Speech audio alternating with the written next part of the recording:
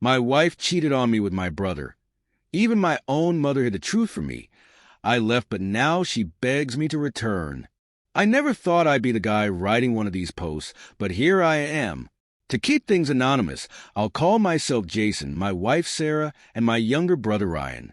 We had a good life, or at least I thought we did. Sarah and I were high school sweethearts.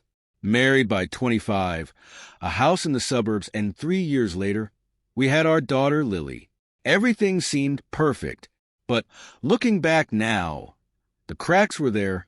I just didn't see them. It started small. Sarah became distant, always on her phone, texting. When I'd ask her who it was, she'd say, "Oh, it's just Rachel from work." I didn't think much of it. Then she started staying out late, claiming it was for work events or girls' nights. The Sarah I knew had never been one for late-night outings, but I brushed it off. We were busy with work, a toddler, and life. Everyone's allowed to have a little fun, right?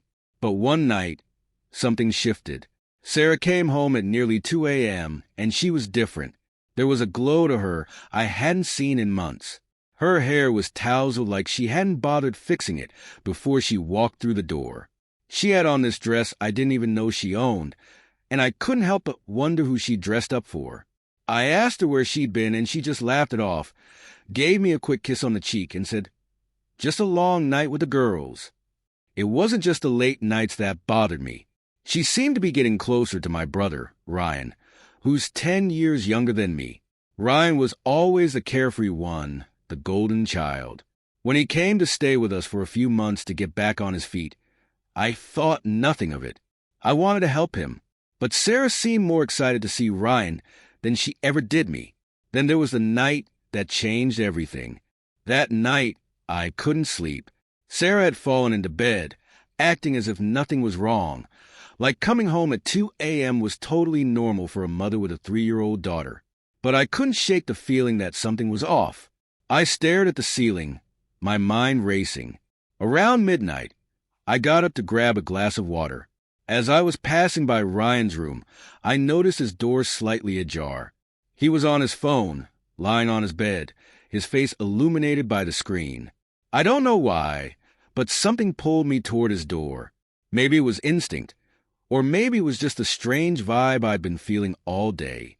I stood there, silent, watching him from the shadow of the hallway. I could hear him whispering, but I couldn't make out what he was saying. And then I heard it. Her laugh, Sarah's laugh, not coming from down the hall, not coming from our bedroom where she should have been fast asleep next to me, but from Ryan's phone. It hit me like a punch to the gut. I stepped back into the darkness before Ryan could see me and quickly retreated to the kitchen. I stood there, gripping the counter, trying to breathe. Was I imagining this? Had I really just overheard my wife laughing with my own brother late at night? The thought gnawed at me, but I tried to shake it off. There had to be a logical explanation, right? Maybe Sarah had called him about something silly, something innocent. They were family, after all. But the next morning, I couldn't shake the doubt. At breakfast, Sarah and Ryan were unusually quiet around each other. Normally, they'd joke and talk about everything from sports to movies, but now there was this weird tension between them. I caught them exchanging glances when they thought I wasn't looking. Sarah's eyes flickered to Ryan, and his jaw tightened every time I tried to engage him in conversation. It was like they shared some secret, one that I wasn't a part of. And that's when it hit me. Something was definitely going on. I had to know, but I wasn't ready to confront either of them yet. Not without proof. The doubts were driving me crazy. I kept replaying everything in my head, the late nights, the secret glances, the weird tension. But I couldn't accuse Sarah and Ryan without something solid. I needed proof. So I did something I never thought I'd do. I started snooping. That evening, after Sarah and Ryan had gone to bed, I crept into the living room and grabbed Sarah's phone from her purse. My hands were shaking, but I told myself it was necessary. I just needed a little reassurance. If I found nothing, I could stop worrying and move on. Her phone was locked, of course, but I knew her password. We'd never kept secrets from each other. At least, That's what I thought. I opened her text first. Nothing unusual there. Just a normal group chats with her friends. A few work messages. But then I noticed Ryan's name in her recent contacts. My heart pounded in my chest as I clicked on the thread. The messages were short, basic, almost too basic. Stuff like, "What time are you home?" or "I'll be there in 5. But something about them felt off. There were no emojis, no inside jokes like I'd normally expect between family members. It was like they were trying too hard to keep it casual.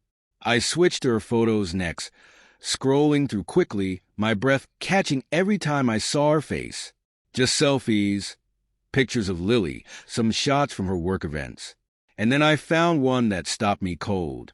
It was a picture of Sarah in that dress, the one she wore the night she came home late. But this wasn't taken at home. It was taken at a restaurant. I could tell by the dim lighting and the glass of wine in front of her. She was smiling, her eyes glowing the way they used to when we first started dating. But I wasn't in that photo. And then I noticed something else, a reflection in the window behind her. It was blurry, but unmistakable. It was Ryan. I felt the air leave my lungs. I didn't know whether to scream, cry, or throw the phone across the room. I had the proof I needed, but now I wished I hadn't found it. The truth hit me harder than I expected. My wife, the woman I built my entire life with, was sneaking around with my own brother. The next morning, I felt like a ghost in my own home. Everything around me was the same. Lily eating her breakfast, Sarah rushing to get ready, Ryan lazily scrolling through his phone at the table, but everything felt different. I had seen the picture. I knew what was going on, but I couldn't act yet, not in front of Lily. I needed to confront them when the time was right. After Sarah left for work, and Lily was dropped off at daycare, I told Ryan we needed to talk. He looked up from his phone, confused but not suspicious. "What's up, man?" he asked casually, as if he hadn't just shattered my entire world. I led him out to the backyard. I didn't want walls between us. I wanted him to look me in the eyes when I asked what I was about to ask. So, I started, my voice steadier than I expected. "Is there something you want to tell me about Sarah?" Ryan's face instantly changed. His relaxed expression tightened, his body stiffened. "What do you mean?" he said, his voice suddenly defensive. "You know exactly what I mean, Ryan." I took a step closer, trying to keep my voice low. "I know something's going on between you and Sarah." Ryan looked away, avoiding my gaze. "Jason, you're being paranoid. There's nothing going on. She's your wife, man. I'd never." "Cut the crap." I snapped, louder than I intended. "I saw the messages, Ryan. I saw the picture. I know you've been sneaking around with her. How long has this been going on?" He froze, his mouth slightly open as if trying to come up with something to say. His silence was all the confirmation I needed. "I trusted you," I said, my voice shaking with anger. "I let you stay in my house, around my family, and this is how you repay me? By sleeping with my wife." Ryan's eyes flashed with guilt, but he didn't deny it this time. "Jason, it's not what you think. It just happened. It wasn't planned, okay? I didn't mean for this to happen." I could feel the blood boiling in my veins. "How could you?" I asked, my voice barely a whisper now, the weight of his betrayal crashing down on me. "How could you do this to me?"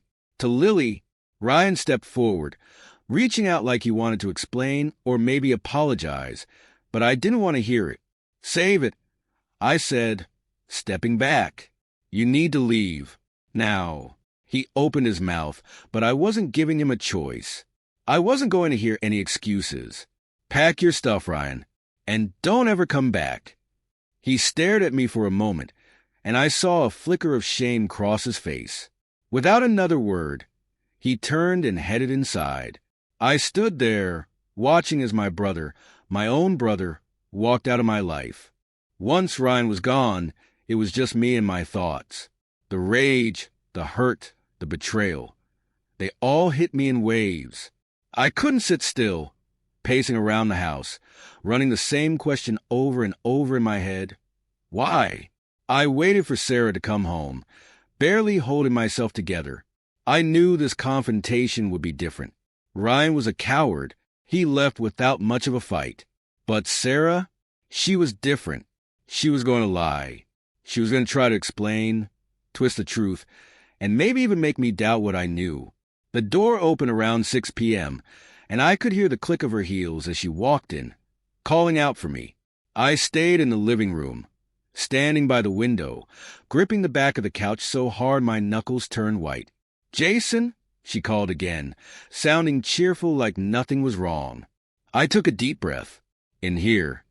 She walked into the living room, still in her work clothes, smiling as she approached me. "Hey, babe. How was your day?" she asked, but when she saw the look on my face, her smile faltered. "We need to talk," I said, my voice low and steady. The anger I had felt earlier had settled into something colder now. I wasn't going to let her sweet-talk her way out of this. She tilted her head, trying to play innocent. "What's going on? You look upset." I didn't waste any time. "I know about you and Ryan." Her face went pale in an instant. She froze, her mouth slightly open as if the words got stuck in her throat. But then, just like I expected, she recovered quickly. "Jason, what are you talking about? Me and Ryan? What do you mean?" "Don't lie to me, Sarah," I said, my voice sharper now. "I've seen the messages, the photos. I know everything." She blinked, her hands fidgeting nervously, but her voice stayed calm, like she was trying to regain control. "Look, you're misunderstanding something. Ryan and we've been close because I was helping him out, you know. He's been going through a lot." "Going through a lot?" I scoffed, shaking my head. "That's your excuse? You were helping him out by sneaking around behind my back." Her eyes widened as she realized I wasn't going to back down. Okay, she said, taking a step closer to me, her voice softening. "It was a mistake, Jason. It didn't mean anything. I swear it was stupid, and I regret it." I stared at her, feeling disgusted by how easily she could downplay everything. "You regret it? That's all you have to say." She bit her lip, tears welling up in her eyes as she reached for my arm. "Jason, please, you have to understand. It didn't mean anything. I love you. I always have. I don't know. I felt lost, and Ryan was there, and—" "Don't—" I cut her off, yanking my arm away from her. "Don't you dare try to make me believe this was just a mistake. You've been lying to me for months. What about Lily? What about our family?" Tears streamed down her face now, and she shook her head. "I'm sorry, Jason. I didn't mean for it to get this far. I'll do whatever it takes to fix this. Please don't give up on us." I stared at her, my heart heavy, my mind spinning. The person standing in front of me wasn't the woman I married. I didn't know who she was anymore. After Ryan left, the house felt empty, but my mind wouldn't stop racing. I paced the living room, replaying everything. I needed answers from Sarah, and I wasn't going to let her talk her way out of this. When she came home that evening, her usual smile faded the moment she saw my face. "Jason, what's wrong?" I didn't waste time. "I know about you and Ryan." Her eyes widened and she hesitated. "What are you talking about?" "Don't play dumb. I saw the messages. I saw the photos. You've been lying to me for months." Her face paled and she fidgeted, trying to stay calm. "Okay, Jason, it was a mistake.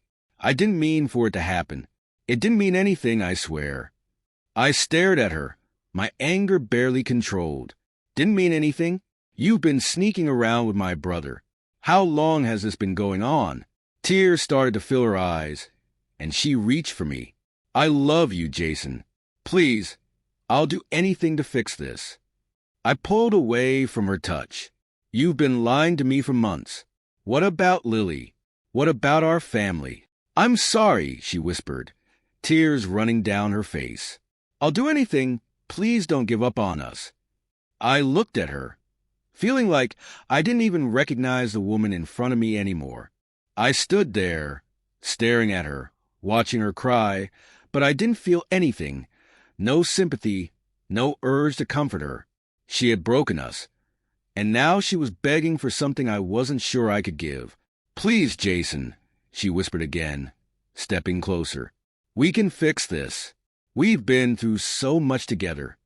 I shook my head, backing away. "Sarah, you slept with my brother. There's no fixing that. How could you do this? To me, to Lily?" She wiped her tears, trying to keep herself together.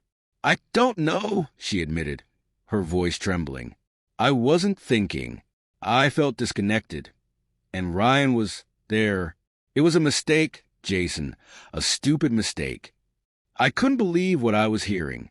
She was trying to make it sound so small, like a careless slip-up. This wasn't just a one-time thing, was it? You've been sneaking around for months. Don't act like this was nothing. She paused, biting her lip, and I knew I was right. Her silence said everything. "I'm sorry," she whispered again, like those two words could erase the betrayal. "I trusted you." I said, my voice quieter now, the anger replaced by a deep sense of loss. "I trusted both of you." Sarah sobbed harder, clutching her arms as if trying to hold herself together. "Jason, I'll do whatever it takes. I'll go to counseling. I'll never speak to Ryan again. Just please don't leave. Don't give up on us." I looked at her, my heart heavy. I didn't know if there was anything left to give up on. Her words hung in the air, but they felt hollow. She said she was sorry, that she wanted to fix it. But could we really come back from this? Every time I looked at her now, all I could see was betrayal. And the worst part, she didn't just betray me, she betrayed our family. I sat down on the couch, running my hands through my hair, trying to think clearly. Sarah stayed standing, wiping her tears, waiting for me to say something, anything. "I don't know if I can do this, Sarah," I said finally, my voice raw. "You didn't just make a mistake. You destroyed our trust, everything we built. And you did it with Ryan, my brother. How do I come back from that?" She knelt in front of me, grabbing my hands, her voice desperate. "Jason, please. I know I messed up.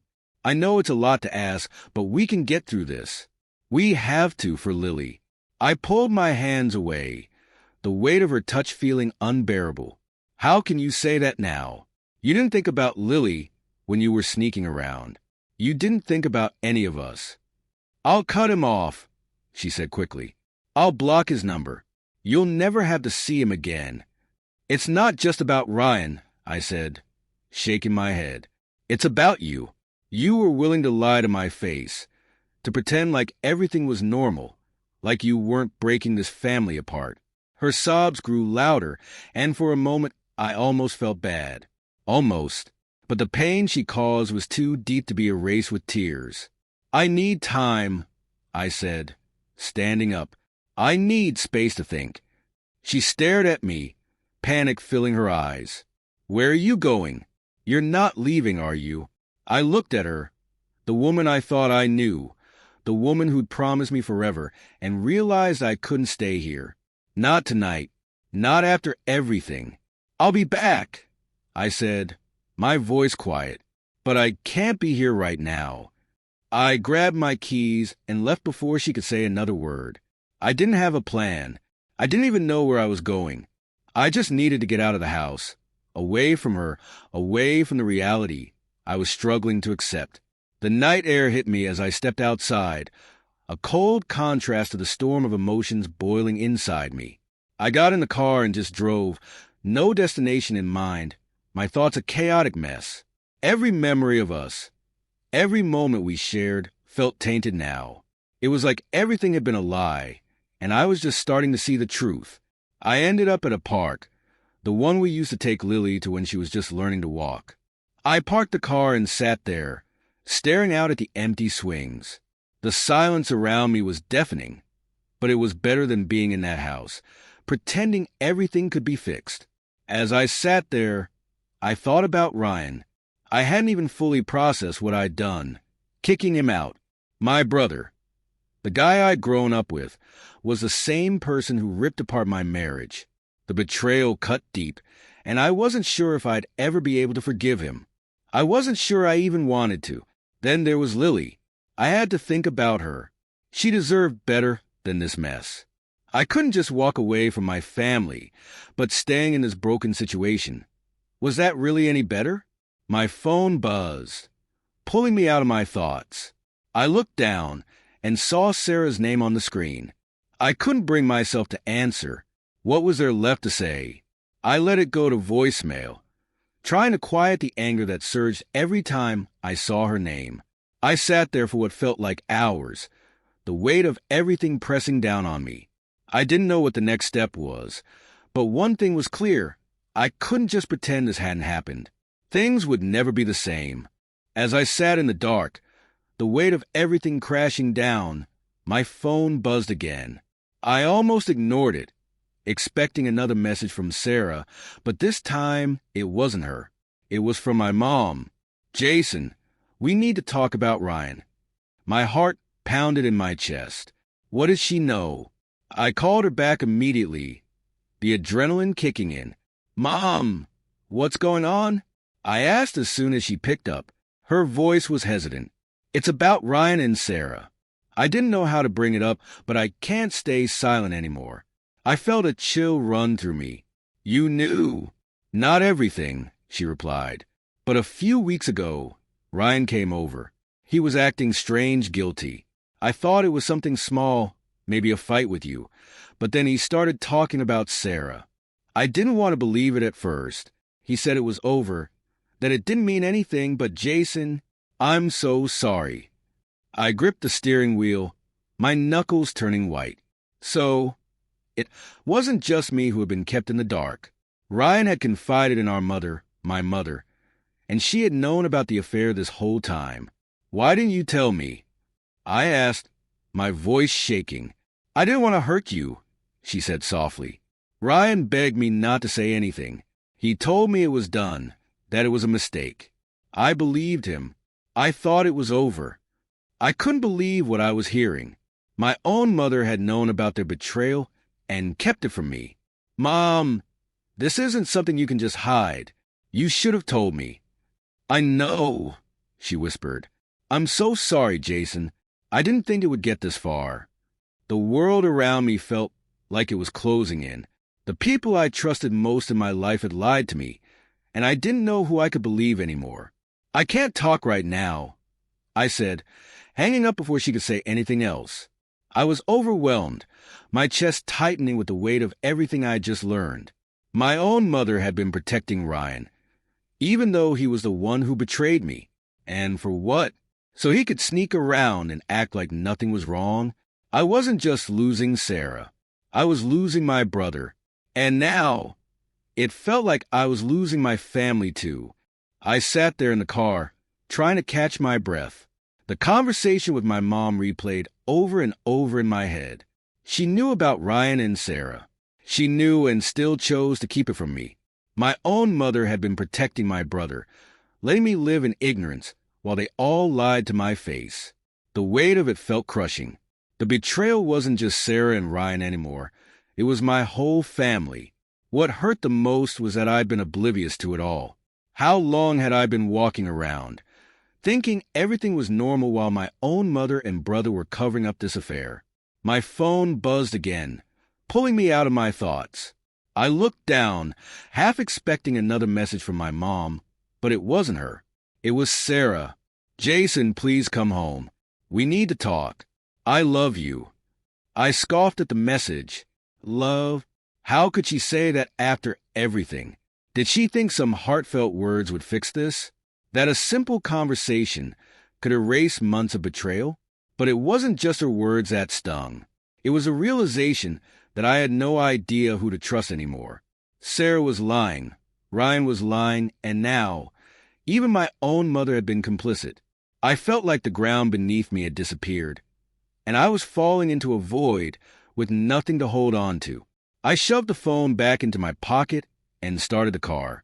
The engine's roar cut through the quiet night, grounding me just enough to make me feel like I had control over something, anything. I didn't know where I was going, but I couldn't sit in that car any longer, drowning in the truth of what my life had become. The streets were mostly empty, the world around me quiet as I drove aimlessly. My mind, however, was anything but calm. I couldn't stop thinking about what came next. How could I go home and face her after everything? Could I even look at Ryan again? And what about my family? My mom had been keeping this secret, protecting Ryan. It made me wonder, was there anyone left on my side? Or was I on my own in this? The phone buzzed again, but this time I ignored it. I didn't have the energy for more texts, more apologies, more excuses. The damage had been done, and no amount of words could make it go away. I pulled into a quiet parking lot, the same park I'd been at earlier. I didn't get out of the car, though. I just sat there, staring at the empty swings, thinking about Lily. She deserved better than this mess. And now, I had to figure out how to protect her from all of it. For the first time in my life, I felt completely, utterly alone. Sitting in the car, staring at the empty park, I realized something had to change.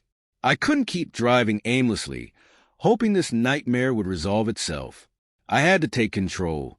If I didn't, I'd keep sinking, and I wasn't about to let this destroy me any further, especially not with Lily in the picture. I pulled out my phone, staring at Sarah's message again. "We need to talk. I love you."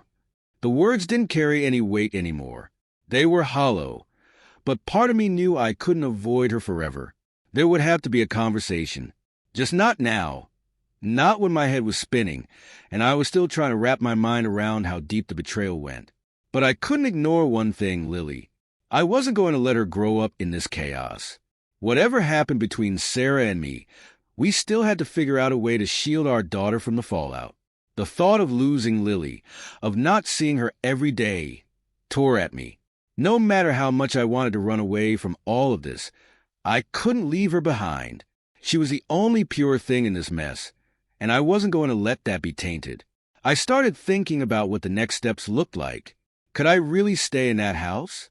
Could I face Sarah day after day, knowing what she'd done? Or would it be better for Lily if I stayed, pretended to keep things normal for her sake? I had no idea. I didn't have answers to any of the big questions yet. But one thing was clear: I needed space. I needed to think without Sarah's manipulations or my family's influence. I needed time away from all the lies. I grabbed my phone again and opened a search for temporary rentals in the area. If I could find a place to stay for a week or two, it would give me the breathing room I desperately needed. Somewhere to clear my head, figure out my next move, and decide how to confront Sarah properly, on my terms, not hers. Scrolling through listings, I found a small apartment not far from Lily's daycare. It was available for immediate rental. I hesitated for a moment, wondering if I was making the right choice. But deep down, I knew that going back to the house right now would be a mistake. I booked it. The moment I hit confirm, I felt a small sense of relief. I had a plan, even if it was just a temporary one. I wasn't running away. I was creating the space I needed to face everything. And when the time came, I'd go back, I'd talk to Sarah, and I'd decide what the future looked like. But for now, I needed distance. I sat in the car, staring at the confirmation email on my phone, feeling the first bit of clarity I'd had all day. After booking the apartment, I stayed in the car a little longer, letting the silence sink in. I was about to separate myself from everything I'd known for years, my home, my wife, my family. But it was necessary. I wasn't running away. I was stepping back to gain perspective, and I'd fight for Lily. I wasn't going to let this break me, or my bond with her. Eventually, I started the car again and drove back to the house, not to talk to Sarah, but to pack some things. When I pulled into the driveway, the lights in the living room were on. Sarah was still awake, probably waiting for me to come inside, ready with her explanations and apologies. But I couldn't handle another round of emotional manipulation tonight. I slipped through the front door quietly, not wanting to alert her. The house was eerily still, save for the hum of the refrigerator and the occasional creak of the floorboards as I made my way to the bedroom. As I grabbed my duffel bag from the closet and started stuffing it with clothes, I thought about all the memories tied to this room. The late nights, the mornings with Lily climbing into bed with us, the quiet moments that I once thought defined our love. Now, it felt foreign, like none of it belonged to me anymore. I moved quickly, grabbing enough clothes for a week, my laptop, and a few personal things. Just as I was zipping up the bag, I heard soft footsteps behind me. Sarah was standing in the doorway, her eyes red and puffy from crying.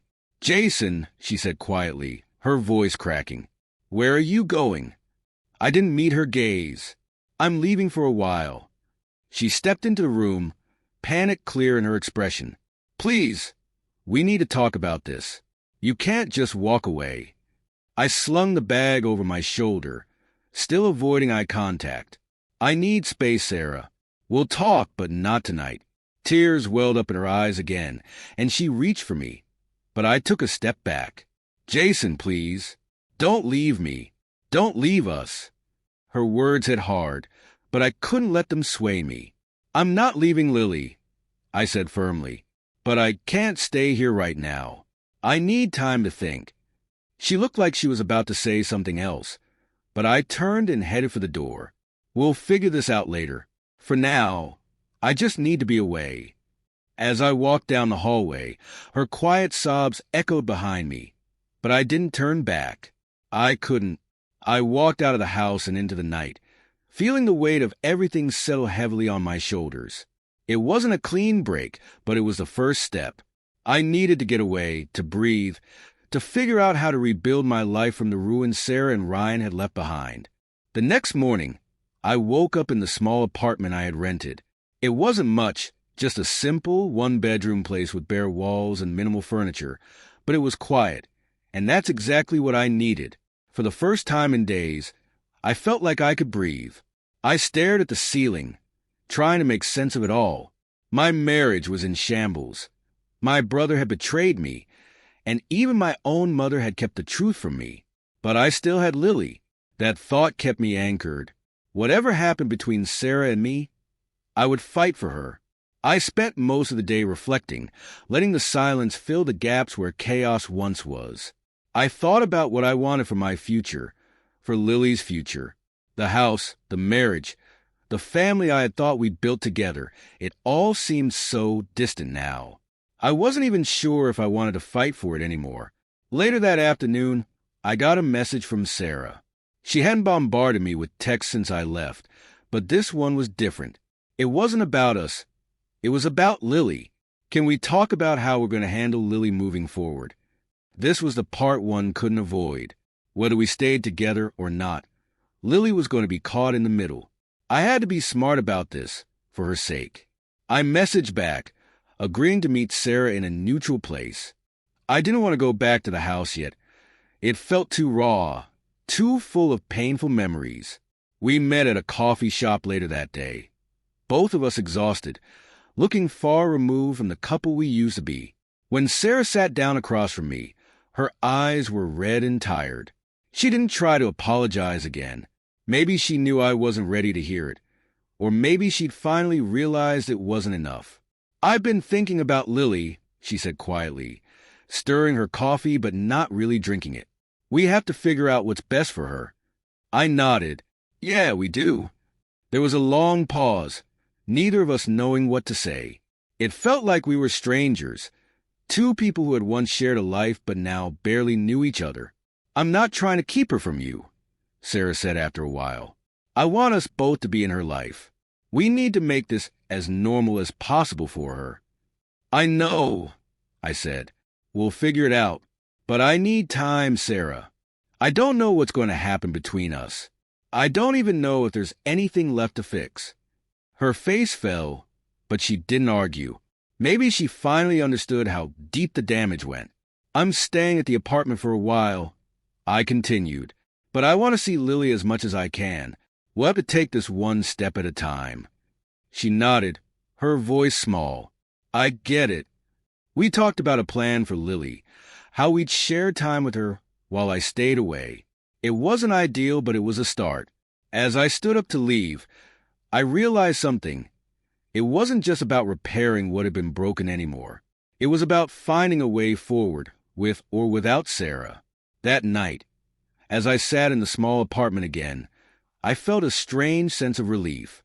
This wasn't the life I'd imagined, but it was a second chance, a chance to rebuild on my own terms. I wasn't sure where things would go from here, but for the first time in a while, I felt like I was starting to regain control. And for now, that was enough.